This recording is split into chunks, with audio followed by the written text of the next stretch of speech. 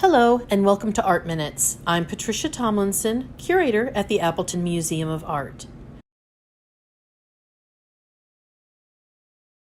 Today, in honor of Women's Equality Day, I'd like to introduce you to an extraordinary German artist, Käthe Kollwitz.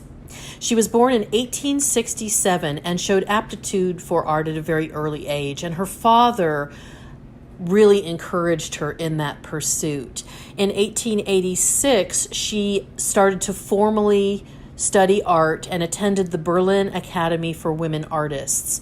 One of the things that's really interesting about Käthe Kollwitz is she was a woman not only ahead of her time, but she was a woman that really kind of seemed to have it all. She had a blossoming career, very successful, a lot of critical praise, in addition to having a home and family and having children and being married for 49 years. Her husband was supportive of her career. She never stopped producing, which for that time period is really extraordinary.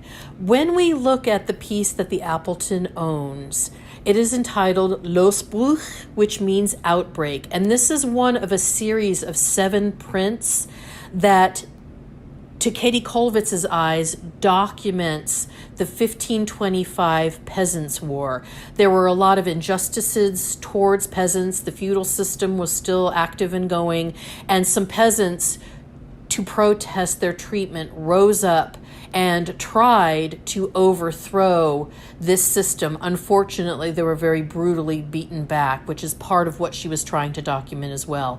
Käthe Kollwitz was very sensitive to the injustices in the world, and she really wanted to try to document things like this in her artwork. When we look at this particular piece in detail, we see on the far right-hand side of the picture plane a male figure that almost has a mask-like look to his face. This is common in her artwork, and she's trying to show these individuals almost just as a mask. They are together and united to overthrow their treatment. When we look a little further on the far left-hand side of the picture plane, we see a female figure with her mouth wide open in some type of scream or perhaps a yell, rushing forward to try to overcome this maltreatment. And of course, in the foreground, we see a female figure with her head thrown back, her arms raised up to the sky, urging the mass behind her forward to protest their mistreatment. This female figure is very common in her artwork. You see her appear a lot of times, and she's sort of emblematic of this overcoming of obstacles, overcoming of mistreatment. In addition, Käthe Kollwitz lived through both the First and Second World War and sadly died just a few days between the end of World War II.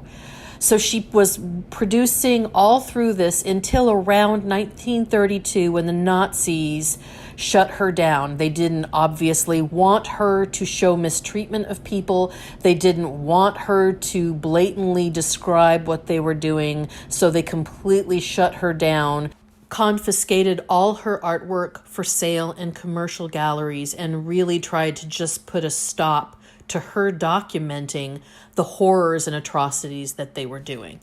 This is the time when Käthe Kollwitz's artwork really took off in America. She became incredibly popular in the United States. And incidentally, she knew a lot of really leading lights of intellectualism and of the art world. She actually knew Albert Einstein. She knew some of the most famous German artists of their time. And she was really an extraordinary person. Thank you for listening, and I look forward to sharing more Art Minutes with you soon.